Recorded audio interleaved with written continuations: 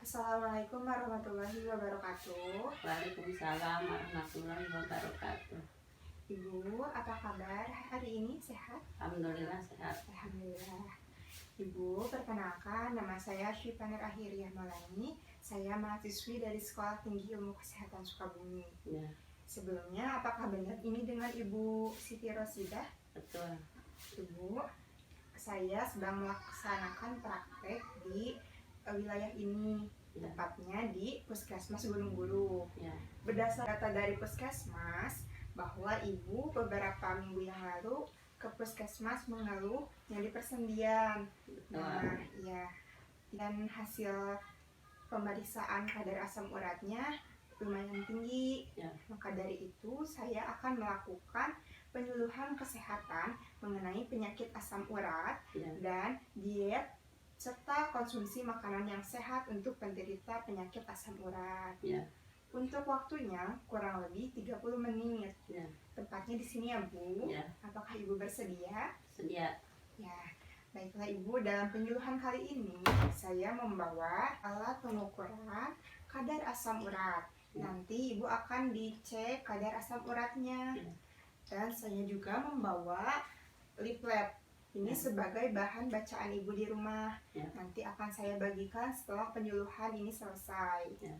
Nah Ibu, sebelum ke materi, saya ingin bertanya terlebih dahulu kepada Ibu. Apakah Ibu mengetahui apakah itu asam urat, kadar normalnya berapa, tanda gejalanya apa saja, lalu makanan yang diperbolehkan apa, yang tidak diperbolehkan itu apa saja? Gejala asam urat yang pegal-pegal. Iya, betul, pegal-pegal. Lalu Ibu tahu tidak apa itu diet asam urat, makanan yang harus dihindari, dan makanan yang harus dikonsumsi? Tidak. Berdasarkan pertanyaan yang saya sampaikan, Ibu masih kurang paham. Maka dari itu saya akan melakukan penyuluhan kesehatan mengenai diet dan makanan yang sehat yang baik dikonsumsi oleh penderita penyakit asam urat.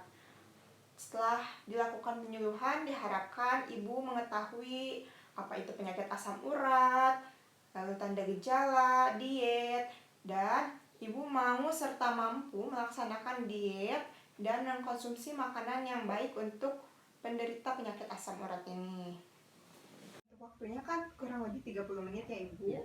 Untuk 20 menit pertama, saya akan melakukan pengecekan kadar asam urat nanti kepada Ibu. Sebelum materi, saya akan melakukan pengecekan terlebih dahulu sekitar 3 menit. Lalu dilanjutkan penjelasan materi dan 10 menit terakhirnya untuk sesi tanya jawab. Baik Bu, kita mulai saja ya.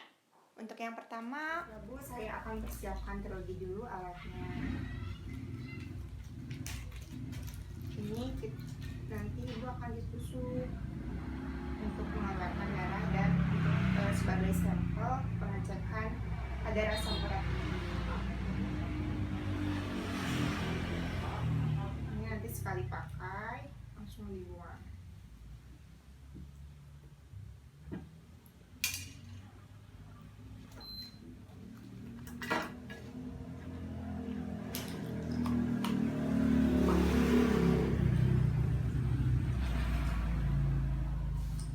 Masukkan dulu, kita kalibrasi dulu, kodenya harus sesuai.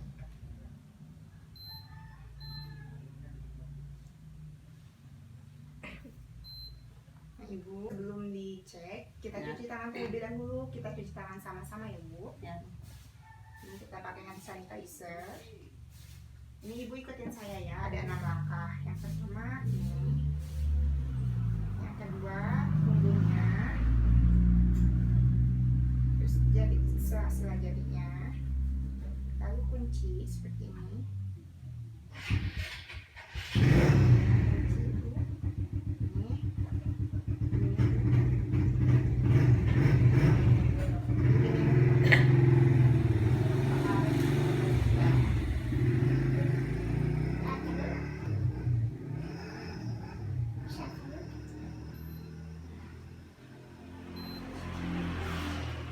Saya pakai sarung tangan terlebih dahulu ya Bu.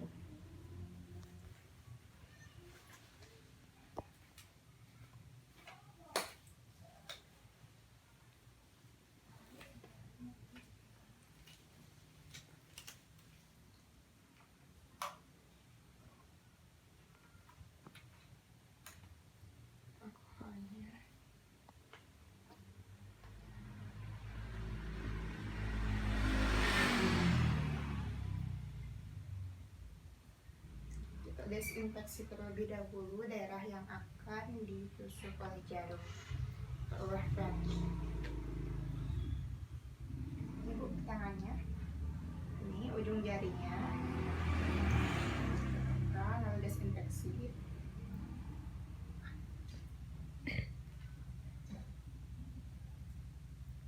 Lalu kita tusuk. Kita masukkan ke strip kadar asam urat.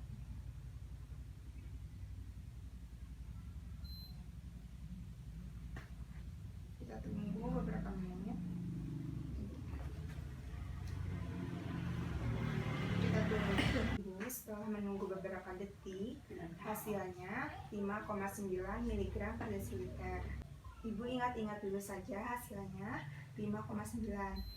Ya, nanti akan saya tanya kembali pada saat materi. Kita rapihkan dulu alatnya.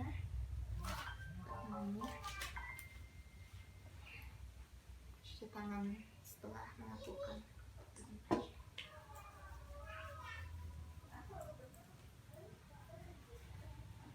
Sebentar ya Bu. Ibu, saya akan menjelaskan mengenai tadi poin-poin yang sudah saya jelaskan. Nah, yang pertama itu poinnya pengertian asam urat. Nah, menurut Ibu, asam urat ini penyakit atau apa Ibu? Ya, penyakit. Penyakit. Nah, jadi untuk pengertiannya Ibu seperti ini. Asam urat merupakan hasil metabolisme normal dari pencernaan protein, terutama dari daging, hati, ginjal, dari penguraian senyawa purin yang seharusnya dibuang melalui ginjal, feses atau keringat. Nah, jadi berdasarkan pengertian asam urat tersebut bukan penyakit, akan tetapi hasil metabolisme normal dari tubuh kita yang harusnya dikeluarkan melalui feses, keringat ataupun urin. Nah, seperti itu. Ibu, tadi kan sudah saya lakukan pengecekan kadar asam urat. Ibu masih ingat berapa? 5,9. Ya, 5,9 ya. Nah, untuk kadar normalnya ini berbeda pada laki-laki dan perempuan. Menurut Departemen Kesehatan Republik Indonesia tahun 2003 menyebutkan bahwa pada laki-laki kadar normalnya 3,4 sampai 7 mg per desiliter. 3,4 sampai 7 mg per dl. Nah, untuk perempuan normalnya itu 2,4 sampai 6 mg per dl atau 2,4 sampai 6 mg per dl. Nah, jadi tadi kan Ibu hasilnya 5,9 ya. Tapi ini Ibu masih berada di batas normal ya kadarnya. Akan tetapi 5,9 ini beresiko penyakit asam urat ya Ibu. Jadi hampir melampaui batas normal seperti itu Ibu. Apakah ada yang ingin ditanyakan? Ada. Apa itu? Jadi apa nama penyakitnya? Nama penyakitnya bisa kita sebut hiperurisemia. Nah, hiperurisemia ini merupakan ketidaknormalan kadar asam urat. Terjadi ketika kadar asam urat dalam darah terlalu tinggi. Nah, itu nama penyakitnya. Dan nama-nama penyakitnya masih banyak ya Ibu, ada gout diantaranya itu. Bukan hanya hiperurisemia saja. Baiklah Ibu, jika tidak ada yang ingin tanyakan lagi, kita langsung saja ke penyebab, faktor penyebab. Nah, faktor penyebab penyakit asam urat ini, yang pertama itu ada genetik. Genetik, Ibu tahu apa itu genetik? Enggak. Genetik itu riwayat keluarga atau keturunan. Nah, misalkan orang tua Ibu atau ayah atau kakek nenek Ibu mempunyai penyakit asam urat atau kadar asam uratnya selalu tinggi ya. Nah, bisa saja diturunkan kepada anak cucunya seperti itu. Yang kedua ini stres. Nah, stres ini dapat meningkatkan kadar asam urat dalam darah kita. Yang ketiga, asupan senyawa purin berlebihan. Nah, senyawa purin ini umumnya sudah ada di dalam tubuh kita, diproduksi secara normal. Jika kita mengkonsumsi makanan yang mengandung tinggi purin. Nah, itu dapat meningkatkan kadar purin di dalam tubuh kita meningkat dan menyebabkan kadar asam urat juga meningkat. Seperti itu, Ibu. Yang keempat, mengkonsumsi alkohol berlebih. Yang kelima, kegemukan. Yang keenam itu ada hipertensi. Yang ketujuh, obat-obatan tertentu. Dan yang kedelapan, gangguan fungsi ginjal. Lalu aktivitas fisik dan timuran. Nah, Ibu, untuk tanda gejala, untuk faktornya, nah Ibu, dari yang sudah saya jelaskan dan tadi saya sudah sebutkan penyebab penyakit asam urat ini, adakah yang ingin Ibu tanyakan? Tidak. Ya, cukup jelas ya, Ibu. Cukup jelas ya, Bu. Ya. Baiklah, kita lanjut ke poin ketiga. Ke poin ketiga, yaitu mengenai tanda dan gejala yang sering muncul. Nah, tanda dan gejala yang sering muncul itu apa aja sih, Bu? Tadi Ibu sudah menyebutkan bahwa pegal-pegal Pegal di kaki. Ya. Nah, yang pertama ini nyeri sendi tak tertahankan pada kaki dan tangan, ada pada persendian. Yang kedua, muncul bengkak. Yang ketiga, warna kulit yang merah. Yang keempat, sensasi panas pada sendi. Yang kelima itu benjolan atau topi. Baiklah, Ibu, ada yang ingin ditanyakan dari tanda gejalanya? Tidak, udah cukup ya, Ibu. Nah, untuk poin yang keempat ini, Ibu, saya akan menjelaskan mengenai diet asam urat. Nah, diet itu jadi pembatasan ya untuk penderita penyakit asam urat. Nah, yang pertama ini ada pembatasan purin. Jika telah terjadi pembengkakan pada sendi, diet yang harus dilakukan yaitu pembatasan purin. Jadi, Ibu harus membatasi makanan yang tinggi purin. Ya, nanti saya akan jelaskan apa saja makanan yang tinggi purin yang harus dihindari. Yang kedua itu kalori sesuai kebutuhan. Jumlah asupan kalori harus disesuaikan dengan kebutuhan tubuh berdasarkan pada tinggi dan berat badan. Nah, yang ketiga, tinggi karbohidrat. Karbohidrat kompleks seperti nasi, singkong, roti, ubi sangat baik dikonsumsi oleh pengidap gangguan asam urat. Nah, jadi bisa dikonsumsi ya untuk karbohidrat kompleks ini. Karena akan meningkatkan pengeluaran asam urat melalui urin. Jadi kalau mengkonsumsi karbohidrat kompleks akan meningkatkan pengeluaran asam urat melalui urin, jadi tidak menumpuk di dalam tubuh kita. Yang keempat ini ada rendah protein.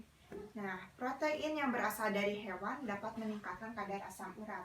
Jadi sebaiknya Ibu harus mengkonsumsi makanan yang jadi proteinnya protein nabati, bukan protein hewani. Lalu yang kelima, ada rendah lemak. Nah, lemak dapat menghambat ekskresi asam urat melalui urin. Jika kita mengkonsumsi makanan yang berlemak, akan menghambat pengeluaran asam urat ini. Nah, untuk yang terakhir ini ada tinggi cairan. Konsumsi banyak cairan dapat membantu membuang asam urat melalui urin. Jadi, dianjurkan untuk minum yang banyak ya, Ibu. Nah, Ibu, untuk dietnya ada yang ingin ditanyakan, Ibu? Apa sudah jelas sih saya?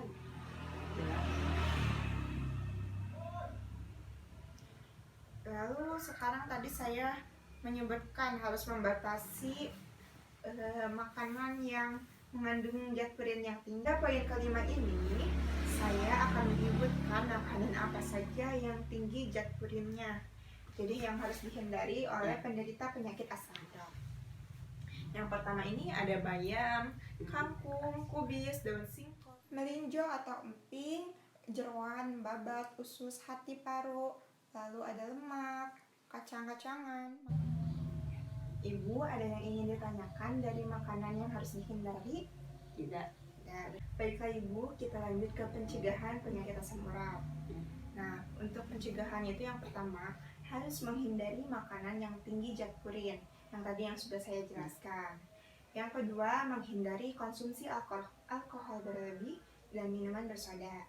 Yang ketiga, menghindari obesitas. Yang keempat, hindari bekerja terlalu keras dan harus istirahat yang cukup ya. Yang kelima ini, lakukan pemeriksaan kadar asam urat secara berkala. jika mempunyai riwayat penyakit asam urat. Ibu ada yang ingin ditanyakan? Tidak. Baiklah, kita lanjut ke anjuran apa saja dan makanan apa aja yang harus dikonsumsi oleh penderita penyakit asam urat. Ya. Nah, yang pertama ini harus minum air putih yang banyak. Tadi saya sudah jelaskan bahwa minum air yang banyak dapat membantu pengeluaran zat asam urat ini. Ya. Jadi tidak berlebihan di dalam tubuh, tidak menumpuk. Yang kedua ini, lakukan olahraga yang cukup dan teratur.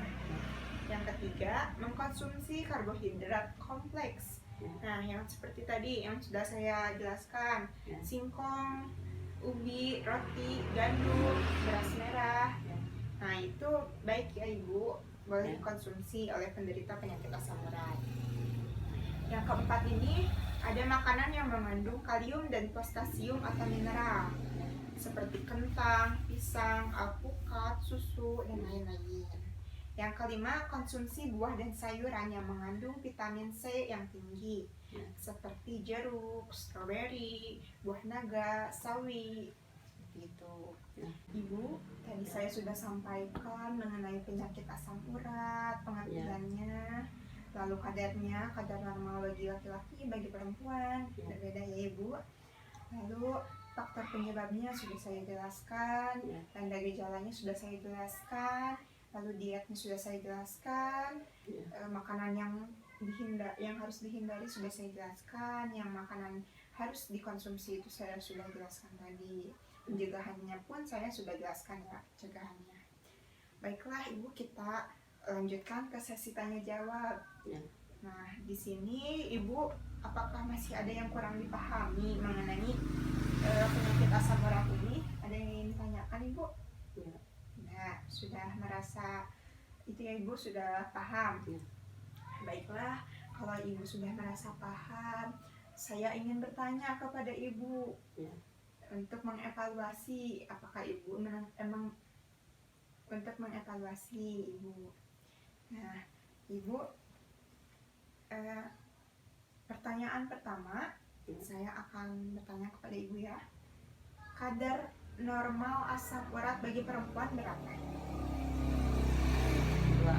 2,4 sampai 6. Ya, betul.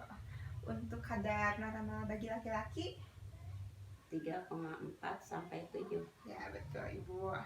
Nah, saya ingin bertanya lagi, untuk makanan yang tidak boleh dikonsumsi atau yang harus dihindari, makanan apa saja Ibu? Semacam jeroan, hati. Kalau sayuran semacam itu bayam, kangkung. Apalagi ya? Sudah? Iya. Ya, betul ya Ibu, jawabannya kurang lebih seperti itu yang harus dihindari.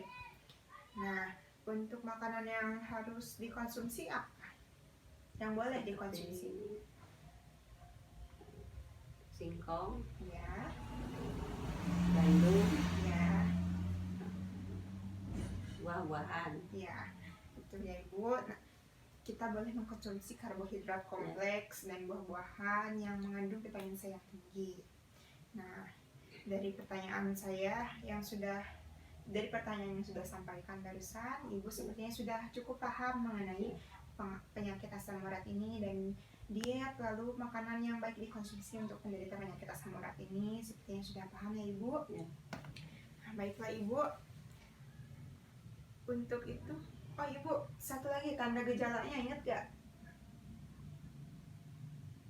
Yang pegal-pegal. Iya, betul, pegal-pegal. Lalu nyari sendi, sendian. Ya itu aja, pegal-pegal dan sakit sendi. Kemerahan, lalu ada benjolan ya Bu. Baiklah Ibu, saya rasa cukup materi dari saya ini. Jika Ibu ada yang ingin ditanyakan lagi, nanti boleh bertanya langsung kepada saya, bisa nelpon atau WhatsApp ya Ibu. Nah, untuk itu saya cukupkan penyuluhan kali ini. Semoga ilmu yang saya berikan kepada Ibu bermanfaat bagi Ibu, keluarga, dan tetangga-tetangga sekitar sini ya Ibu, bisa Ibu bagikan ilmunya. Iya. Semoga Ibu sehat selalu. Amin. Terima kasih Ibu atas waktunya. Sama-sama. Ya Ibu, nanti minggu depan saya akan kembali lagi. Ibu, minggu depan saya akan kembali lagi ke sini. Apakah Ibu boleh Ibu? Boleh. Nah, rencananya minggu depan saya akan melakukan penyuluhan Ya. mengenai perawatan pada tanda gejala penyakit asam urat. Ya. Nanti perawatan yang bisa dilakukan di rumah itu apa saja? Nanti Ya. akan saya jelaskan di pertemuan minggu depan. Iya. Nah, Ibu bisa mengajak tetangga sekitar rumah Ibu Ya. atau keluarga Ibu yang lain, boleh Ibu ajak. Iya. Nah, baiklah Ibu. Jika ada yang ingin ditanyakan lagi, Ibu bisa tanyakan langsung lewat telepon Ya. saja ya Ibu. Baiklah, kalau begitu saya akhiri. Ini Ibu leafletnya, bisa Ibu baca di rumah. Ya. Terima kasih. Baiklah, kalau begitu saya pamit pulang ya Ibu. Ya. Assalamualaikum warahmatullahi wabarakatuh. Waalaikumsalam warahmatullahi wabarakatuh.